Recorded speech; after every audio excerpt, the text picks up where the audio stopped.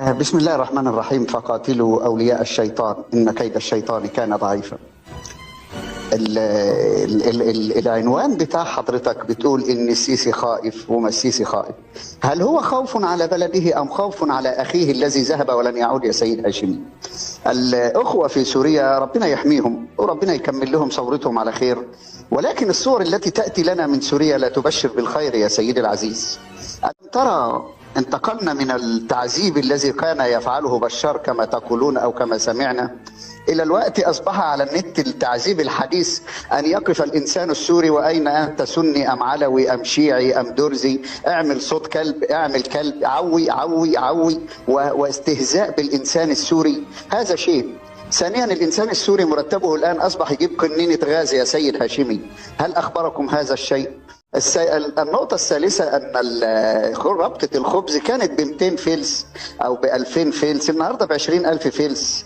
هناك أشياء كثيرة لا يعني إيه، عليكم أنفسكم، ملناش دعوة بهم، بس إحنا بنتكلم عن إن السيسي خائف. فأنا عايز أشوف مرد خوف السيسي إيه، وإيه اللي يعني الانطباعات اللي أدت إلى إن السيسي يخاف.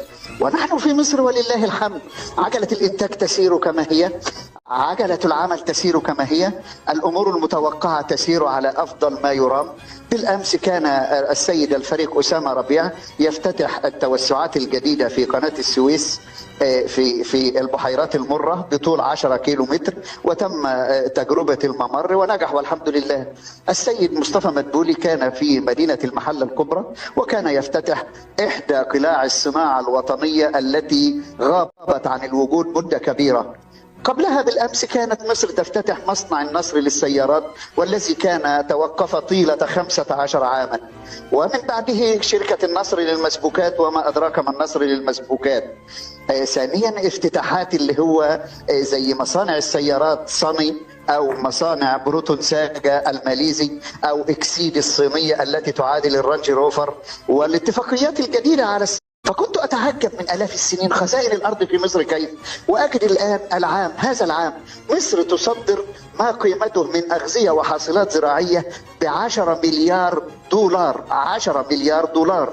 أجد مصر بعد 110 مليون نسمة أكلوا وشربوا والحمد لله، و10 مليون ضيف أكلوا وشربوا والحمد لله، 15.5 مليون سائح، وهذا الرقم لم تصل إليه مصر من ذي قبل، أكلوا وشربوا والحمد لله، وفاض الإنتاج الزراعي. ومصر الآن تصدر أغذية وحاصلات زراعية إلى 163 دولة من أصل 193 دولة في العالم كله. إيه هو؟ لأن السيسي ليس على هواكم فنطلق لديه العناء. كان منذ ساعتين بالأمس على قناة الحوار أيضا كان هناك برنامج نفس الكلام يتكلم. تكلمنا عن رئيسك ومدى رئيسك.